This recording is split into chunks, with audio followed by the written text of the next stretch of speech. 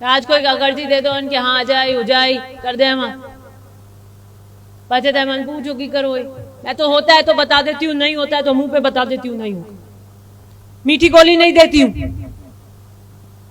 महिपाल जी ने मेरे को कहा कोई आए तो स्पष्ट कह देना।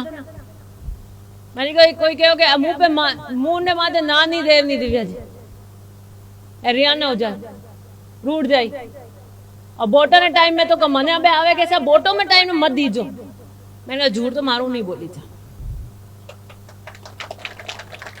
महिपाल जी ने मुझे कहा कि वो उस वक्त नाराज भी हो सकते हैं, नाराज होकर जाएंगे, लेकिन सही कहोगे तो तुम्हारे साथ रहेंगे और झूठ बोलोगे झूठे आश्वासन दोगे बी टाइम तो बड़ा घना ही राजी हो जाओ जो बहुत टाइम जब हमारे हाथ में नहीं रहो क्यों पोल तो खुल जाए ठा पड़ जाए तो बात की रहती है। एक आजकल क्या चल रहा है कटी पीला चावल आवे कुकू पत्री आवे जब जाओगे तो यूं ही जाता रहो है। हाँ आमंत्रण के अभाव में किसी भी स्वाभिमानी व्यक्ति या मनुष्य का जाना श्रेष्ठ कर क्रिया नहीं है। एक कहानी सुनाती हूं आपको शिव जी की, उसके बाद अपनी बात को समाप्त करूंगी।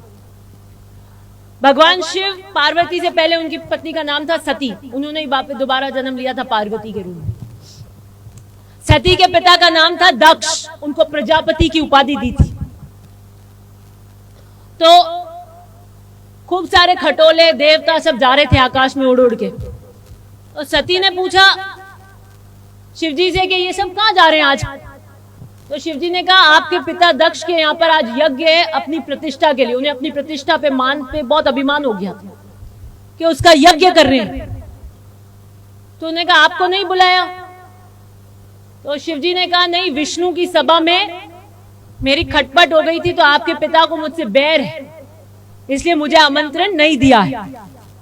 तो सती ने कहा मैं चली जाती हूं, मेरी बहनें आएंगी, सबसे मिलूंगी। तो शिव जी ने कहा आमंत्रण नहीं आया हो तो पिता के घर भी नहीं जाना चाहिए ऐसे कार्यक्रमों में।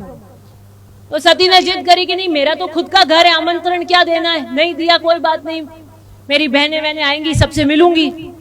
उन्होंने जिद कर ली तो शिव जी नहीं रोक पाए, वो अपने पिताजी के घर चली गई। वहां सारे देवता आए हुए थे, विष्णु ब्रह्मा सबके भाग लग रहे थे। उन्होंने देखा उनको किसी ने नहीं मान सम्मान दिया, किसी ने उनसे बात नहीं करी, तो उनको एहसास हुआ दिल में कि भगवान सही कह रहे थे। फिर वो जहां यज्ञ हो रहा था वहां गई और वहां पे शिव जी का भाग नहीं था एक। तो उन्होंने पूछा पिता श्रेष्ठ कैलाशपति का भाग क्यों नहीं है यहां पर। तो उनके पिता दक्ष ने कहा इसलिए नहीं है कि वो तो बाघ की छाल पहनते हैं, तांडव करते हैं, वो कोई देवता नहीं है।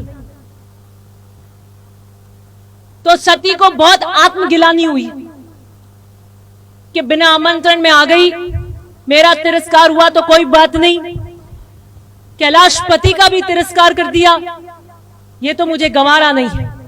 उन्होंने सारे देवताओं को आह्वान किया कि आप सब यहां कैलाशपति की निंदा सुन रहे हो, जो मंगल के प्रतीक हैं, जो क्षण भर में सृष्टि को क्षण भंगुर कर सकते हैं, आप ये सब सुन कैसे सकते हो। और वो यज्ञ कुंड में कूद गई। शिव को पता लगा, वो आए, यज्ञ कुंड से निकाला, जल चुकी थी, वो बेसुध हो गए। जब शिव बेसुध हो गए तो पृथ्वी घूमना रुक गई, हवा चलना रुक गई, पूरी सृष्टि में प्रलय और त्राहिमाम हो गया। तो विष्णु आए और विष्णु ने वो काट कर उनके जो जल गए थे वो भेजे। वो जब धरती पे जहां जहां गिरे, वो शक्ति पीठ की आप पूजा करते हैं यहां पर, वो सती के अंग जो उस गिरे। इसलिए आजकल पता नहीं क्या हो रहा है, भग रहे बिना आमंत्रण जबरदस्ती। फिर स्वागत सत्कार नहीं होता तो कहते हम तो आए थे, हमारा मान नहीं किया, ये नहीं किया। अरे तो जबरदस्ती क्यों गए थे, हम तो नहीं जा रहे, हम तो समझौता नहीं कर रहे। जब जब मैंने कह दिया किसी के साथ मैं मन सादा नहीं करती हूं तो नहीं करूंगी। मुझे आमंत्रण नहीं हो तो मैं नहीं जाऊंगी। ये उसूलों की राजनीति उसूलों से ही होगी। माडे आओ मान न मान, मैं तेरा मेहमान पच के मारो का बात नहीं राखी, मारी आ नहीं राखी, बात नहीं राखी, आ बात नहीं बैठे ऐका माऊ तो नहीं हो जा। इसलिए